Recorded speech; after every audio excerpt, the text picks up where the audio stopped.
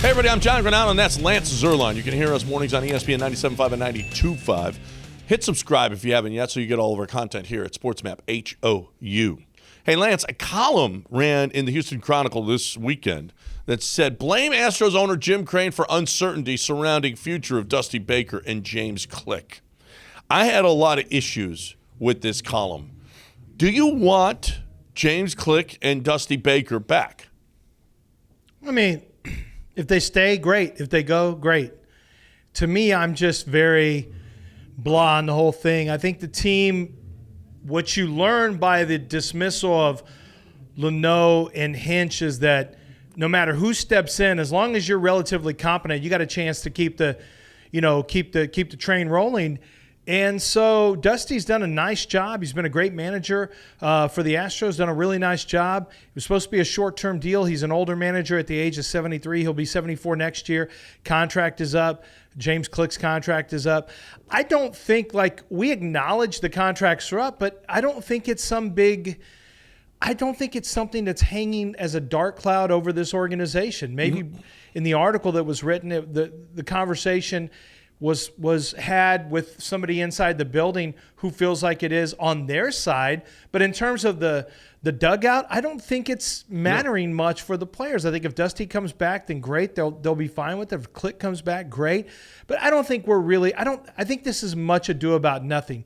This will be handled in the offseason, and I don't think it's a problem right now. I think it's an interesting topic and an interesting question about how far do you go with Dusty, and do you look for a baby Leno as opposed to James Click once his contract is up? Because, John, we just don't see this happen that often where guys' contracts run out and then you move forward. It's always either a firing or an extension. Yeah. This is actually just letting a contract run out. Yeah, no, absolutely. And I'm not sure. I mean, we don't work with Jim Click and Jim Crane every day. So I don't know what the relationship is. Maybe Jim Crane doesn't like James Click. I don't know. I don't know what the relation. Maybe he doesn't think he's doing a great job. This is all Luno's team still. I mean, Click obviously has added some pieces, but they're just ancillary pieces so far. It's not like he has had to remake anything. He and Dusty both walked into an unbelievable situation. They really I don't think you owe either of those guys. And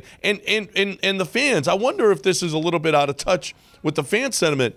Would the fans be up in arms if Dusty didn't come back? No, I don't think so. I really don't. I think there's a lot of people nationally that would think it looks weird to have a manager leave and depart at that particular time. But, if he doesn't win the World Series, you could also say, wait a minute, this is back-to-back seasons where the Astros had one of the best teams and maybe were the favorite to win a World Series and they don't win it. And we saw something like that happen with Marty Schottenheimer with the Chargers years ago where he had a really good team. They were either 11 or 12-win team, and I think it was a 12-win team, at least 12 wins, and he got fired. They had 13 when they fired him. It might have been 13, yeah. So it might look a little unusual, but then again, I don't think Dusty was ever the long-term solution. No. I think Dusty was supposed to be short-term, and I think he actually went at least 1 year further than expected, to be honest with you. Yeah, I don't think it was popular to get rid of Strami, but, you had the two young guys waiting in the wings, and you got Joe Espada waiting in the wings right now. Yeah. So I'm not sure that Jim Crane is creating this whole atmosphere of darkness and smoke and clouds. I just don't see it. We got more on this in just a second, but first, here's a word from Access Vascular Health. This is the greatest time ever to have an enlarged prostate because of your procedure, isn't it? So the prostate artery embolization is an alternative to the traditional surgery. What I do is I place an IV, the same thing you get in your arm or your wrist at the hospital. So I inject microscopic beads to slow down that blood flow to what a normal prostate requires, and the prostate shrinks in response. So simple, so easy. The procedure is basically a long lunch, isn't it? It's true. It's about 45 minutes. You'll hang out with me afterwards for about 30 minutes, and then you're on your way home. If you think you have an enlarged prostate, one place to go, 975prostate.com. What do you think about the timing of this Brian T. Smith piece? What do you think about it? It's right before the start of the playoffs. It's creating... I get the Astros are popular. You're going to get more clicks when you talk about the Astros. We talk about the Astros a lot on this because the Astros are really, really popular. But I don't, you know what, is there, I don't get it. Maybe James Click talked to Brian T. Smith and said, hey, I don't have a contract here. What do you think about that? What about what do you think about me not being back here? I don't know if this was some kind of a piece that was, sometimes that happens. Agents put pieces out there. Mm-hmm. Maybe an agent called, the agent for Dusty, maybe the agent for James Click called Brian T. Smith and said, what's going on here? This could be just a counter. It could just be a counterculture article where you're saying, okay, counterculture is not really a word for it, but where you basically say, okay, everyone's positive, everything's going well with the Astros. Let me stir it up a little bit. How about I bring this one up? It could be that from Brian T. Smith to get some attention and just say, let me look at something that no one's really talking about right now. There is the possibility, and it was raised by Brandon yesterday. He and I were talking in the halls.